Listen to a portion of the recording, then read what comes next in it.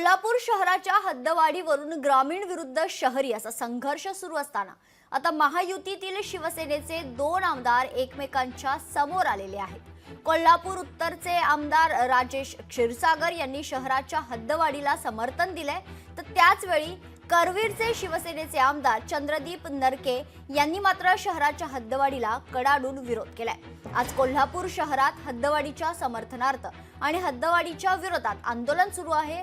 उद्या याच मुद्द्यावरून कोल्हापूर जिल्ह्यातील लोकप्रतिनिधींची उपमुख्यमंत्री एकनाथ शिंदे यांनी तातडीची बैठक बोलावली आहे।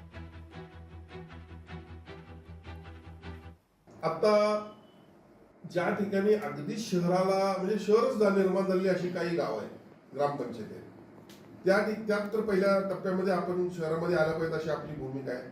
ह्या आल्यानंतर उर्वरित भागाचं प्राधिकरण सक्षम व्हावं ही देखील उद्याच्या बैठकीत निर्णय होण्याची शक्यता आहे, कारण प्राधिकरण आणि हद्दवाढ असे दोन्ही विषय उद्याच्या बैठकीमध्ये आम्ही घेतलेले आहेत आणि त्यामुळे मला खात्री आहे की काहीतरी एक पॉझिटिव्ह संकेत उद्या सरकारकडून आपल्याला पाहायला मिळेल। आज नागरीकरण वाढायला लागले आणि शेती कमी व्हायला लागली, असं असताना आपला भर हा शेती उत्पादनावर ज्यादा द्या म्हणून आपण सांगतोय आणि एका बाजूला नागरीकरणासाठी तुम्ही जमीन मागायला लागलाय, शेती बंद करून जमिनी शहरामध्ये घ्या म्हणून लागायला, त्याचा अर्थ काय?